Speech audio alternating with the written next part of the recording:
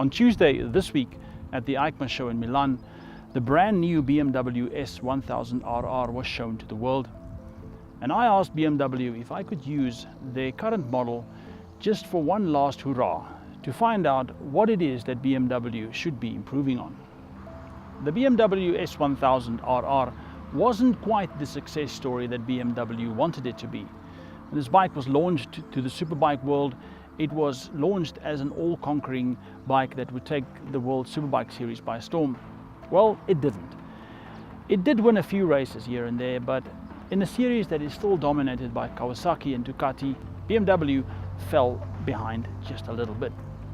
This is the second generation of the BMW 1000RR, and I must admit, it is stupendously easy to ride, and even with my lack of skill, I could ride this bike fairly fast.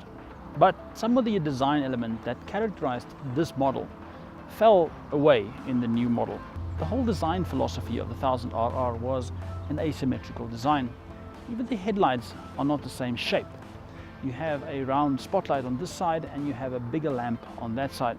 Now, it all had to do with homologation of getting it street legal, but still the design element of this bike was that it was unlike the other bikes around it. The asymmetrical design also carries through to the fairings. There is on this side of the fairing, you have the shark gills that is supposed to keep the air inside the fairing, and on the other side you have a big gaping hole that's supposed to pull the air back out and away from the rider. They even have these little slits on the fairing that channel wind through the fairing and onto the rider.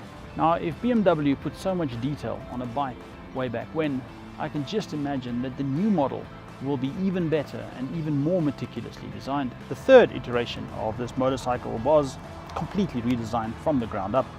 For starters, it's about 4 kilos lighter, and of course the engine and the power and the torque figures are also up.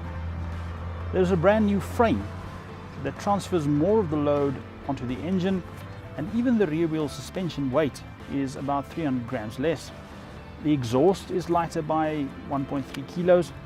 The engine has also been completely redesigned.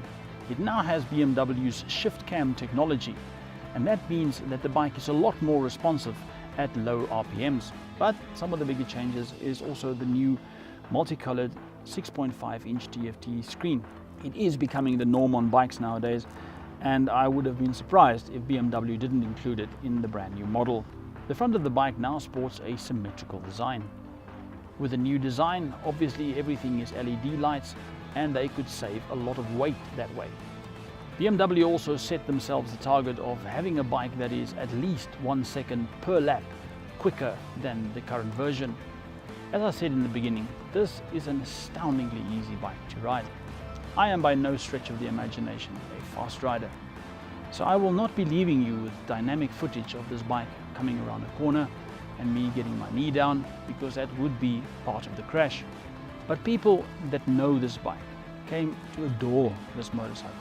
Even though it didn't have all the track success that BMW probably envisioned for this bike, it still remains a firm favorite amongst track riders the world over.